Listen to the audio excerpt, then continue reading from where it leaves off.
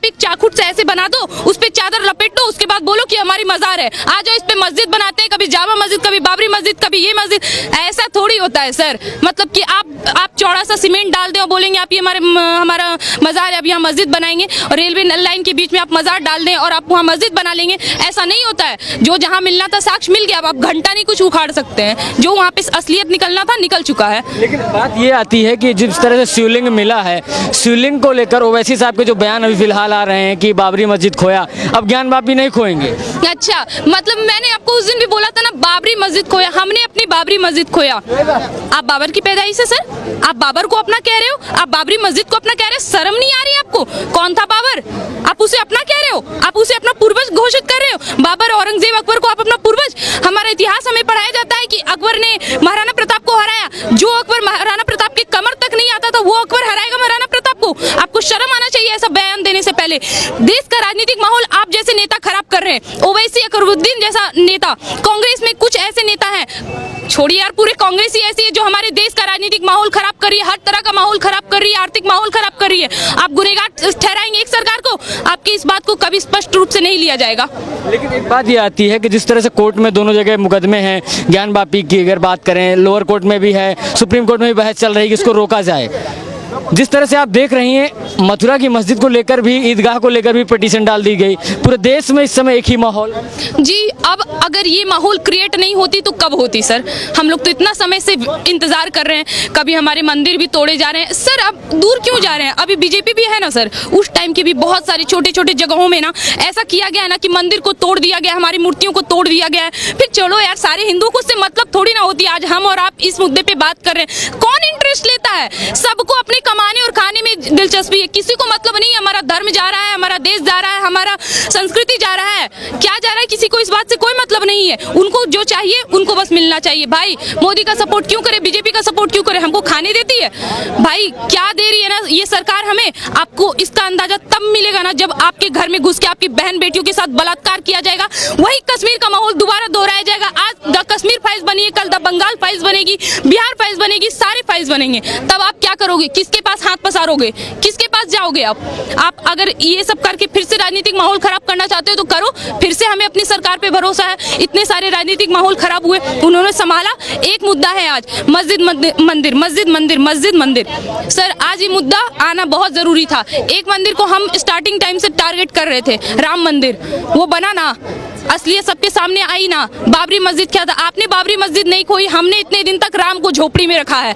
ये हमारी सहनशीलता है कि हमने इतने दिन तक अपने राम को, जो एक राजा थे, उनको झोपड़ी में रहने के लिए मजबूर किया। ये हमारी सहनशीलता थी। आपने कुछ नहीं खोया, खोया तो हमने है। शुरुआत से, प्राचीन काल से हम खोते आ रहे हैं, मुगलों के आक्रमण से खोते आ रहे हैं, और कांग्रेस सरकार के आने के बाद से ही हम खोते आ रहे हैं, और अब नहीं खोएंगे। और आप जो ये बात कर रहे हैं ना कि हमने बाबरी खोई है, अब ज्ञान बापी नहीं खोएंगे, फिर कहेंगे जामा मस्जिद नहीं खोएंगे, तो सर खोते वो चीज है जो आपकी अपनी हो, आपकी कुछ नहीं है, सब हमारी है। हमारी चीज पे आप अपना जबरदस्ती हक जमा के बैठे हैं। लेकिन वो जब भी बात आती है तो 1991 का जो एक्ट है उसको सामने ले आते हैं कि जो भी है उसको तोड़ा नहीं जाएगा, बाबरी मस्जिद को खाली तोड़ के। एक बात बताइए, आपने संविधान के कितने रूल को फॉलो करा है?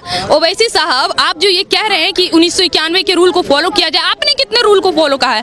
छोड़िए ना, आप भाईचारा का दुहाई देते हैं ना, कितना भाईचारा निभाया आपने? हमें ये स्पष्ट रूप से बताइए, हम क्यों फॉलो करें? आज भी हम कह रहे हैं, हम जितने भी हिंदू हैं ना, जितने भी कट्टर हिंदू हैं, जितने भी सनातनी हैं जो अपने धर्म से प्यार करते हैं, वो बहुत सहनशीलता के भाव से संविधान को मान के, अपने कोर्ट के फैसले को मान के सहनशीलता से चले जा रहे हैं। जिस दिन पे ये हिंदू महाभारत करने पे उतर गया ना, माफ करिएगा साहब, रोहिंग्या का कांड तो आपको याद ही होगा, उससे बदतर स्थिति होगी यहाँ की। इसलिए जिस तरह से पूरे देश में अगर ये हालात हैं, कांग्रेस का कहना है कि हिंदू मुसलमान जो हो रहा है बीजेपी की वजह से हो रहा है। अच्छा, और 1947 में जो दंगा हुआ था वो किसकी वजह से हुआ था? 1991 में जो हुआ वो किस वजह से हुआ था? छोड़िए ना, 85 में जो हुआ वो किस वजह से हुआ था? उस टाइम बीजेपी थी? कौन था उस टाइम? इतने सारे दंगे करवा दिए, कार सेवकों पे गोली चलवा दिया आप लोगों ने, उत्तर प्रदेश में बैठे बैठे इतने बड़ा घटना करवा दिया, ट्रेन में जिंदा जला दिया गया, हमारे कार सेवकों के साथ इतनी बेरहमी तरीके से निर्मम हत्या कर दी गई। आए दिन हर साधुओं की हत्या कर दी जाती है, हर हिंदू का नाम देखा जाता है, किसने भगवा ढाला है, मारो इसे, काटो इसे। से बाप का राज है क्या सर? मतलब आप कुछ भी कर ले, हम बात उठाएं तो आपको बुरा लग रहा है, ऐसा थोड़ी होगा।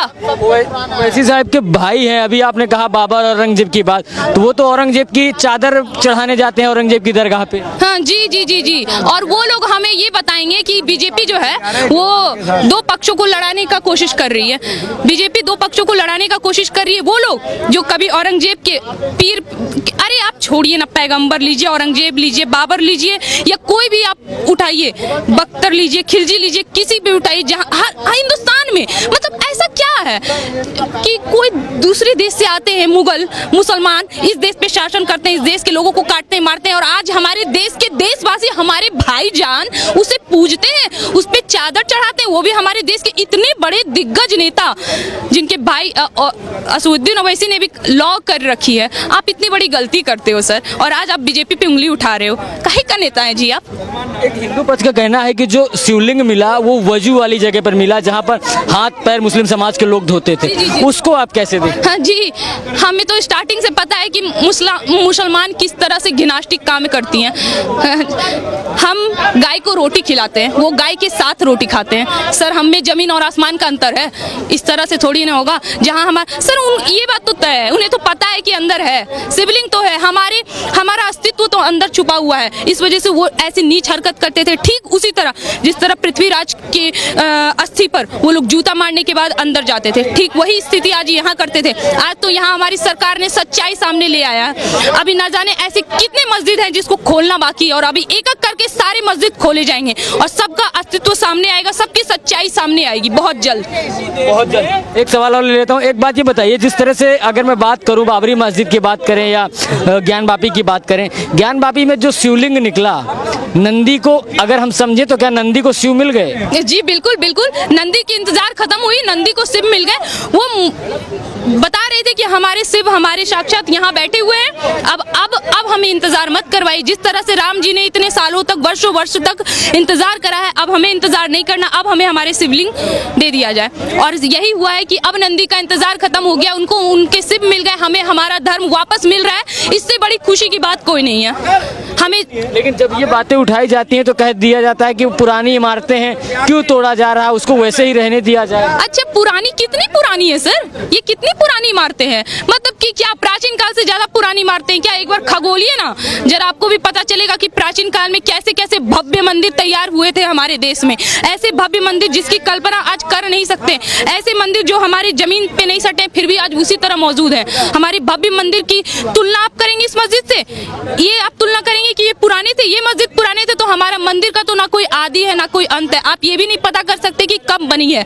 आपको आज इस देश में अगर रहने भी दिया जा रहा है ना, बहुत बड़ी बात है। और उससे भी बड़ी बात ये है ना कि देखो आप बेशर्मी के साथ इतने सब कुछ खुल के कह सकते हो, जितने खुल के आप कह ले रहे हो ना उतने कोई नहीं कह सकता। हिंदू अगर कह देना आश्रम बनती है हम लोगों पे मूवी, शादी तो ये तो वो बना के दिखा इन पे मदरसा, फिर देखो कैसे काट काट करके आपको मिलेंगे। मदरसा क्यों नहीं बनाई जाती है? यहाँ पे तो हर तरह से आप घेरना चाहोगे ना सर, तो हमारे देश में अभी जो जो चीज हो रहा है ना सब घिर सकता है। घिरा ना अभी बॉलीवुड, सारे कामों का जड़ तो वही है बॉलीवुड।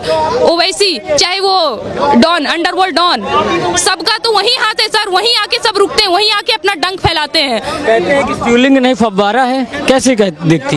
सर उनका कहने का काम ही है। अभी तो ये क्या नाम है, मुक्ति भी कह रही थी, ओवैसी भी कह रहे थे, उनका भाई भी कह रहा था, सबका काम है कहो फव्वारा है। आपने बोला हमने मान लिया, चलो कोर्ट का फैसला नकारो, और क्या कह सकते हैं? नकारो, दंगा करना है करो, तुम्हारा तो यही काम है भाई। अगर कोई हमारे फैसले आ गया तब तो जयकार है सबकी, इंशाअल्लाह सारे काम हो गए इंशाअल्लाह।